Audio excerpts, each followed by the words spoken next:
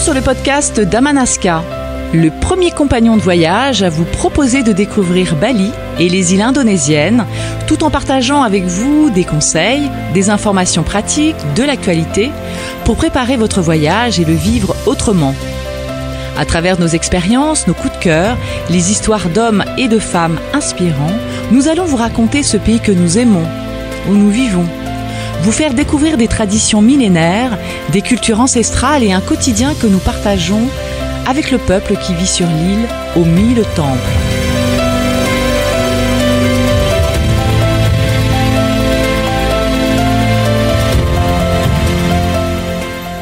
Bienvenue dans ce nouvel épisode d'Amanaska Bali. Nous nous emmenons aujourd'hui à Sanur. Alors, il faut savoir que le U se dise OU, donc on ne dit pas Sanur, mais Sanur, une destination balnéaire emblématique de l'île. Aujourd'hui, nous allons explorer son histoire, les lieux incontournables à visiter, et puis nous allons voir aussi un peintre célèbre qui a marqué la région, avant de terminer par une légende qui nous espérons captivante et qui évoque donc l'esprit de cette région, Sanur. Sanur est donc situé sur la côte sud-est de Bali et c'est l'un des plus anciens villages de l'île. Son histoire remonte à des siècles avec des traces d'occupation humaine datant du Xe siècle. À cette époque, Sanur était un petit village de pêcheurs dont l'économie reposait principalement sur la pêche et l'agriculture. Le nom Sanur provenait de l'expression balinaise Sanor, qui signifiait lieu de repos. Au XIVe siècle, Sanur a donc été influencé par l'arrivée de l'hindouisme, apporté par les marchands et les voyageurs venus des îles voisines.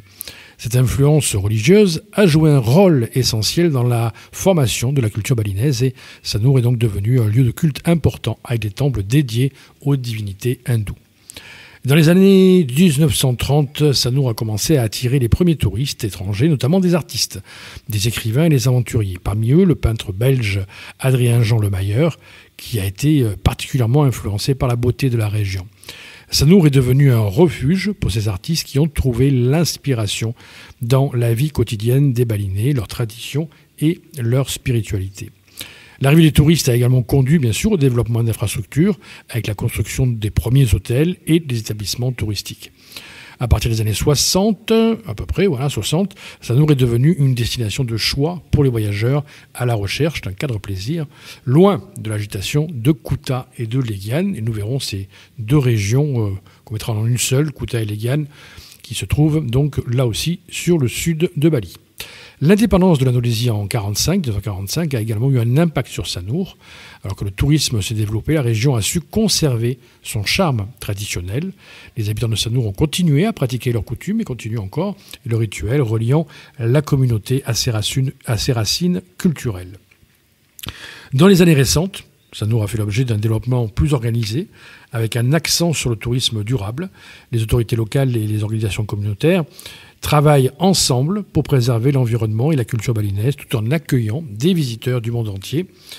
Sanur est donc désormais connu pour ses plages magnifiques, sa promenade en bord de mer et son ambiance détendue, attirant des voyageurs en quête de tranquillité et d'authenticité. Alors, il y a plusieurs parties sur Sanur, c'est divisé en plusieurs zones et on verra, on peut commencer d'ailleurs par la plage de Sanur qui est connue pour ses eaux calmes et peu profondes parce qu'en fait la plage est protégée par un récif corallien tout autour. Donc la plage est idéale pour la baignade et les sports nautiques, sachant quand même que quand c'est marée basse, c'est marée basse, il n'y a pas d'eau. Il y a pied au niveau des chevilles. Par contre, marée haute, c'est beaucoup plus praticable. Les marchés de Sanur, donc on a un endroit parfait pour découvrir l'artisanat balinais, les produits frais et les souvenirs, les couleurs vives et les arômes des épices créent une atmosphère vivante et authentique.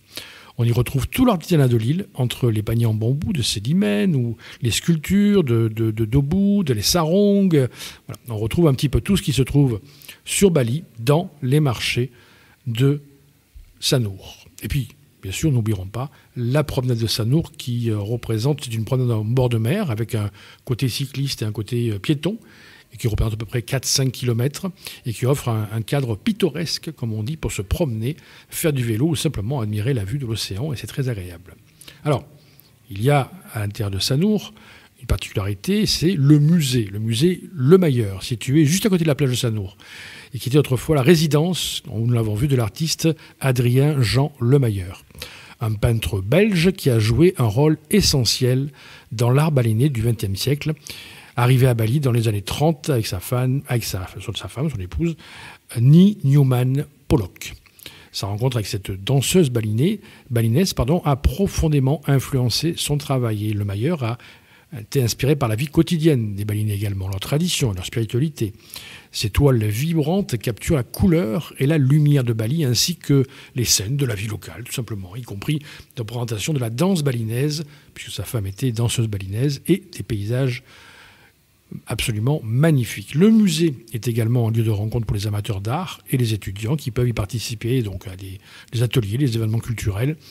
Et donc, grâce à cet espace, l'héritage Lemayeur continue d'inspirer de nouvelles générations d'artistes. Alors, en dehors du musée, on peut également voir le temple de Pura Blangjang. Ce temple historique est célèbre pour son pilier en pierre, portant des inscriptions anciennes, témoignant de l'histoire de Bali même. C'est un lieu spirituel important pour les Balinais, où des cérémonies ont lieu régulièrement.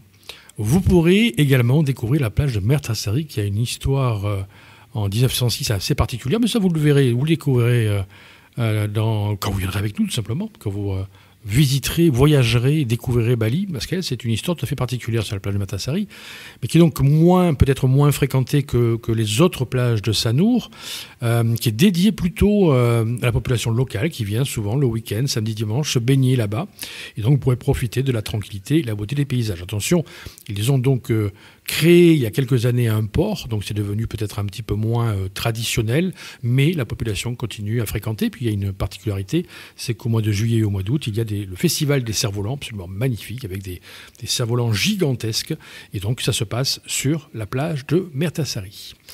Et puis les jardins de la plage de Sanur, puisque il y a beaucoup d'arbres, beaucoup de plantations qui ont été mises directement au bord de la plage. Donc ces jardins soigneusement entretenus sont à l'endroit idéal pour se promener, pique-niquer ou simplement profiter de la vue de l'océan. Les sentiers bordés de palmiers et de fleurs tropicales créent une ambiance vraiment agréable, parfaite pour échapper à l'agitation des zones plus touristiques. Et puis vous avez le marché nocturne de Sanur. Donc là aussi, c'est une expérience culinaire authentique. Donc ne manquez pas ce marché nocturne. D'un côté, vous avez des plats, des satés goling, il y a plein de satés ayam, donc c'est du poulet. Vous pouvez manger de façon traditionnelle et vous y trouverez une variété de plats locaux, allant des brochettes de viande aux fruits de mer grillés, en passant par les spécialités balinaises comme le nasi goreng, et comme je veux dire, le saté Lilith. C'est l'endroit idéal pour goûter à la cuisine balinaise dans une atmosphère conviviale. Je rajouterai également que vous trouverez des warung, donc des restaurants locaux en bord de mer directement. Là aussi, vous pourrez découvrir la cuisine balinaise en bord de mer, en mangeant sur le bord, avec très simplement dans ces warung traditionnels. Alors pour conclure cet épisode, on va plonger dans une légende balinaise qui évoque l'esprit de Sanur. Il s'agit de la légende de Nye Roko Kidul, la déesse de la mer. Selon la légende, Nye Roko Kidul est la reine des eaux et des esprits marins, vénérée par les pêcheurs et les habitants des côtes balinaises. Elle est souvent présentée comme une belle femme en robe verte, symbolisant à la fois la mer et la nature.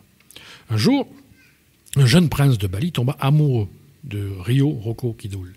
Il décida donc de se rendre à la mer pour la rencontrer. En arrivant sur la plage de Sanur, il fit une prière, demanda la permission de rencontrer la déesse. Touché par la sincérité de son amour, Nye Roko Kidul apparut devant lui.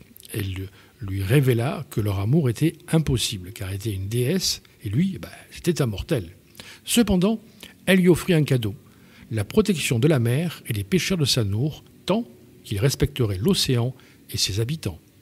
Pour honorer cette promesse, le prince promit de toujours préserver la beauté de la mer et de ne jamais la souiller. Aujourd'hui, les habitants de Sanur continuent de célébrer cette légende en rendant hommage à Nye Roko Kidul lors des cérémonies traditionnelles qui existent toujours et qui sont toujours pratiquées. Des offrandes donc sont souvent faites à la mer pour apaiser la déesse et assurer la sécurité des pêcheurs et bien sûr des voyageurs. Ainsi se termine notre présentation de on a envie de vous parler un petit peu de Sanour, ce qui nous rappelle l'importance bien sûr de la connexion entre l'homme et la mer, l'homme et la nature. Merci de nous avoir accompagnés dans cet épisode d'Amalasca Bali. Nous espérons que vous avez apprécié cette exploration de Sanour, un endroit où l'histoire, l'art et la spiritualité se rencontrent. Alors n'oubliez pas bien sûr d'aller sur Facebook, puisque nous avons une page Facebook bien nourrie, où nous proposons d'autres découvertes, d'autres sensations, d'autres explications. Et puis bien sûr, n'hésitez pas non plus à aller sur notre site internet, amanaska-bali.com, pour y découvrir des propositions de programmes, et puis nous contacter tout simplement pour qu'on puisse écrire le programme avec vous, le programme de la découverte de Bali, que ce soit en famille, avec des amis. Vous pouvez rester 15 jours, 20 jours, 21 jours, faire d'autres îles bien sûr, comme Java, Flores. Donc n'hésitez pas à nous contacter, puis on se retrouve très rapidement, très vite, j'ai envie de dire, pour une nouvelle découverte, une nouvelle histoire de Bali avec Amalasca Bali. À très vite.